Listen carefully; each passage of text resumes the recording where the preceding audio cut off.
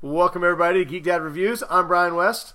And I'm Ryan Thompson. And tonight we're going to be reviewing a new show from Marvel, Cloak and Dagger, currently on Freeform television right now.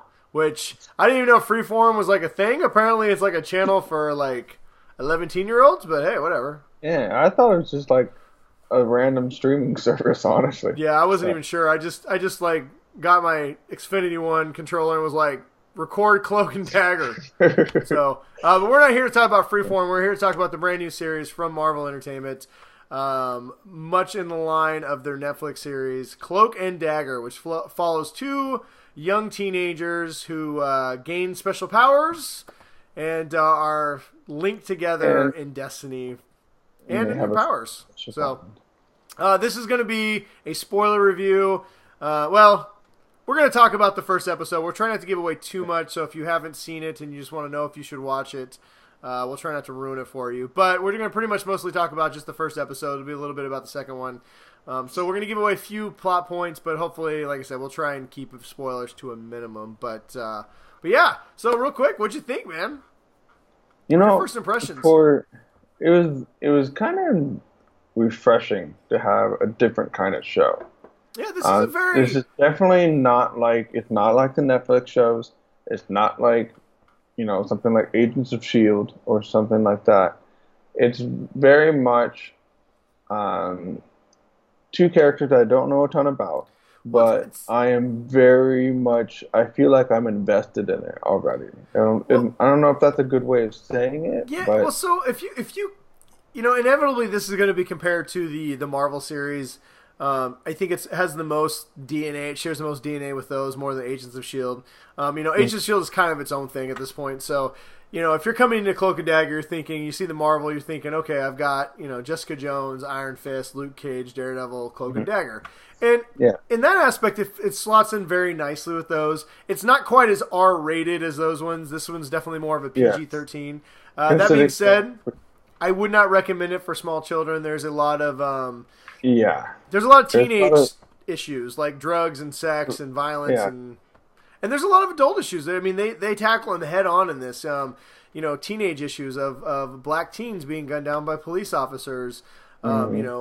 Kids whose parents are addicts. So the loss of a parent. I mean, there's a lot of things going on in this in the first episode. There's a lot of loss and some very deep sadness that are in. Yeah, but it's not overwhelming. Like I really like this is very much a character drama, honestly. Of all the different shows, this one focuses so much less on their powers and than what their life is, right? They just happen to be two teens that have gone through a very traumatic experience. And the show opens up with them both as small children. Something very bad happens where they both typical Marvel fashion, an explosion happens and they both get their powers, right? Yes. And they kind of save each other as children, and so they form this bond that they don't even know they have yet. And then it fast forwards, I don't know what, 10 years or so, 12 years. Yeah, I would probably say like 10 to 12 to 12 years in that frame. And now they're teenagers, and it shows how their lives have become. They haven't been connected. Since the thing happened, they've been apart from each other. Both unwillingly, they both didn't know, but they went their separate ways, but Destiny's kind of pulled them back together, and when they get back together, their powers that they didn't even know they had kind of activate, and it's kind of them coming to terms with this. And one thing that I liked about it is they very much played it like even once their powers got connected, and they clearly have a connection, they didn't immediately fall into these like, oh, we should be friends because we have powers. I mean, this is very much about these two kids and the trauma that they've endured and how they've reacted to it in their lives, right? Mm-hmm. And I really actually like it. The characters of Tandy and Tyrone of Cloak and Dagger, they're very interesting. Both their stories you're immediately drawn into. And what I like about this too, going forward, is they both clearly have a few unresolved issues that they're trying to resolve. Yes. Well, I don't want to give them away, but they each have their own thing, and you realize that they're both going to be resolved probably by the end of the first season. But they don't seem to be what's moving this story, right? So, like Jessica Jones, after she got Purple Man, her story kind of became not as great, right? She beat her main villain and she moved on. Where this is much more about these two teenagers, and I think going forward it's going to be about their bond together and how they need each other more than it is about the world around them, right? Yeah, it's. I'm looking forward to seeing how it evolves. Yeah. So, and there hasn't been. I mean, I've been kind of getting turned off on comic book shows lately. Yeah. Well, yeah, and this is definitely something refreshing. It's something new. Yeah, it's definitely refreshing. It's new, and I'm going to be watching the Freeform channel. So. Well, and the cool thing is, even though it deals with teenagers, it doesn't feel like Dawson's Creek, right? It doesn't feel 90210. Yeah. It feels very real teenage issues, not like what Hollywood thinks teenage issues are. Yeah. It's definitely a good, thought-provoking show. And like Brian said, it's not. You're not going to get Hulk smashing stuff. Yeah, I mean, it's not kids. No, so and maybe it deals teenagers. with. I would watch it with your teenager. I would not just. Yes.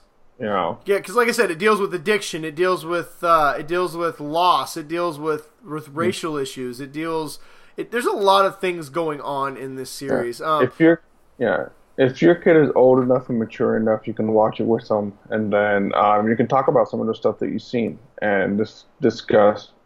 Okay. You know. And real quick, so obviously, I think from you can tell our excitement. We both highly recommend the show. We were both very impressed with Cloak and Dagger, the first few episodes. There are only 2 episodes in. It's on Freeform right now. I believe you can catch them on demand if you're behind. Episode 3 aired tonight. I don't know how long the season's going to be. I'm guessing it's probably going to be a 13-episode season.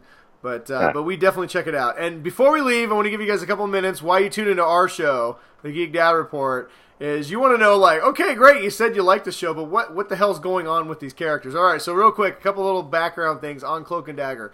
These are very popular characters. I believe they were created in the 70s for Marvel. Their basic powers, so you're watching this, you're not completely lost. So Cloak's power is that he can go into the dark dimension. Basically allows him to go through a dark dimension and teleport people to other places. So you can take people all in your cloak and then you can reappear somewhere else. Or you can take them and trap them in the dark dimension. That is his main power. Now they have secondary powers, but that is his main power. Dagger, she can create light daggers with light. She can also heal addiction. She can make you not want to be addicted to things anymore. It's her main powers. And then when they're together, they've always been together as a couple for a long, long time. So that is their big thing. This show is veering a little bit away from that origin, but they're definitely going to their power. So if you're watching, and you're like, wait a minute, why does Tyrone have this black stuff? Well, that's clearly their version of the dark dimension that he's going to be using to access his powers. Mm-hmm. So, and Dagger, well, her daggers pop up pretty quickly in this, which I actually really like. They were very comic book for me. She finds it in a very useful situation. Yeah. There's a lot more to these characters. The origin stories are a little bit different. In the comic books, they were both runaways that were injected an experimental like heroin, and they got superpowers. I'm kind of glad they didn't go with it on this show. But if you'd like to know more, I'd be more than happy to talk to you offline, or you can go to Wikipedia and follow these characters. But in my opinion, Marvel is actually doing a pretty good job with this television show of giving us a retelling of these characters, but keeping it very faithful to the actual characters. So, yeah, there's the geeky side.